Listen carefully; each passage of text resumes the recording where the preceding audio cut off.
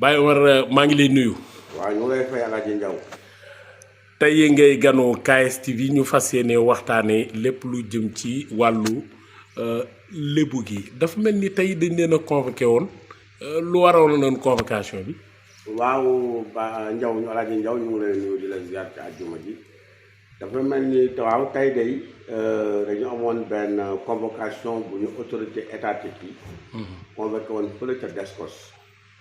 muy collectivité Lébu bu Wakaam ak maire Wakaam bi. te si fan yële maire Wakaam bi dafa def benn communiqué jaarale ko sur YouTube si benn vidéo daal di wax ne dafa am benn site bu mu fa ne bu fa nekk si site foncier 5007 appartenant à la collectivité Lébu bu Wakaam. wax ne daf koy aménager def ko terrain football pour les jeunes ñu fay football. bi ko collectivité bi yëgee comme que collectivité Lébu ñoo moom seen titre foncier bi am na autorisation de lotir ñu saisir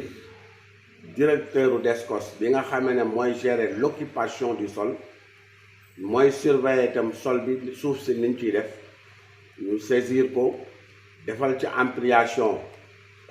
sous-préfet des Almadies ak commandant brigade bu Wakaam ndaxte woote boobu dafa nar a jur safaan ndaxte ba mu ko wootee beneen camp bi nga xamee ne ñooy collectivité Lébu bu Wakaam dañu woote ñoom it na fa ñëpp ne pour ñu bañ confrontation parce que collectivité Lébu ay kilifa lañu ñu wax ak autorité pour ñu recadrer maire tey nag ba ñu demee 9h lañ ñu convoqué woon délégation bi man mii ci laa bokkoon ak El Hadji Dione bu collectivité Lébu bu Wakaam bi ñu ñëwee yegse ñuy xaar maire bi 9h ba midi malheureusement la mu wax dafa ne dafa am inondation Wakaam bu fa am. man nag inondation bi yëwuma ko waaye nag lañ ñu fa doon wax moom lañ bëgg a population yi xam que peut-être la muy bañ a dégg foofu dafa am autorisation de lotir numéro 0094 83 du 29 avril 2020 autorisation de lotir bi ñu publier que dans le journal officiel te nag may bàyyiloo xel nit ñi lan mooy journal officiel bu fekkee ne un décret wala un arrêté dañ ko publier dañ ko xës ba publier ko ci journal officiel loolu mu ngi day dem équivalent wu un certificat de non opposition et sans appel maanaam lu ñu xës ba publier ko journal officiel kenn mënatu ci dara bon léegi nag comme que maire bi lañ ko doon doyee waa Descos di ko doyee pour wax que ne lotissement bi am na ay équipement yoo xamee ne état du Sénégal moo ko moom am na jàkk ca titre foncier 5007 ba fu ñuy jullee juróom am na juma ci équipement bi am na centre socio-culturel bu fa ne am na foyer des jeunes am na ministère de l'enseignement technique féminin am na terrain basket boobu laay taxaw am na terrain basket bu 1086 mètres carrés encore une fois te nag ci ndaje moomu ñu doon daje tey bu fa ñëwoon it débattre nañ fa mbiru terrain basket boobu ñu bëgg ko jël pour louer ko au champ ñu leen di fàtte ne autorisation lotir bi dafa wax ne autorisation lotir bu ñu ko xisee ba def benn changement de destination du am ci équipement yi ndaxte ñu ngi ruumandaat ne terrain basket bi dañ ko bëgg a louer au champ loolu nag bu ñëwoon toog sa kanamu directeur Descos loolu lañ doon wax loolu bokkoon na ci li ñuy wax. na xam ne daal équipement ya fa ne mooy yi ma lim loolu la état moom maire bi moo koy surveiller mais terrain basket terrain astafurlah terrain football amul ci lotissement bi foofu muy wax ne terrain football la du terrain football si lotissement bi la bokk am na benn espace vert bu fa ne loolu nag la ñu attirer attention moom pour mu ñëw ñu wax ko directeur bi toog pour ñu wax ko mais malheureusement ñëwul lii des nag population yi ñuy dugalal seen bopp ci ne foofu terrain football la dañ leen di nax gi nag la ko gën a indi dañu nekk ak ay nit yoo xame ne ni du ñu wax dëgg sëriñ Mounirou Sarr de dafa waxoon ne fen terloo lii moo koy fay am soo soxla te du faju maanaam tey boo toogee ne man milliardaire la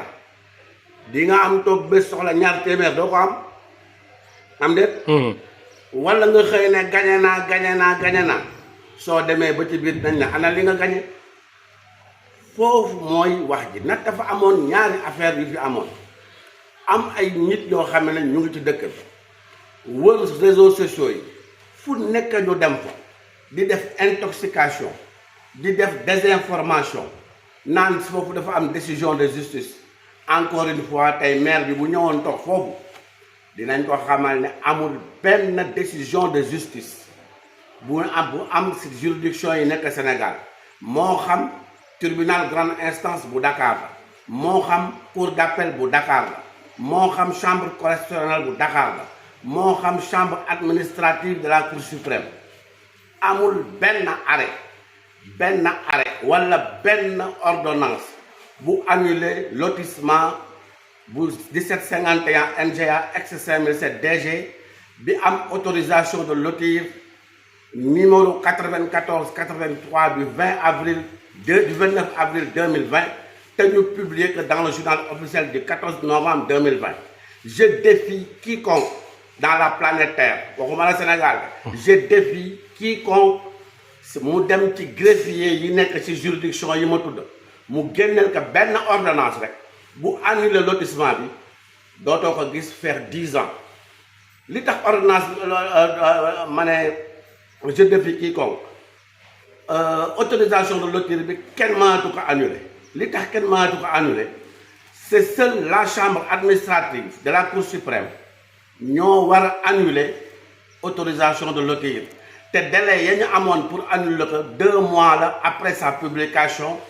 passé na léegi depuis presque 2 ans amatul benn juridiction bu ko mën a annuler nit ñi nag dañ leen di nax topp benn groupuscule de personnes ñoo xam ne dañu retraité et puis ils digèrent très mal leur retraite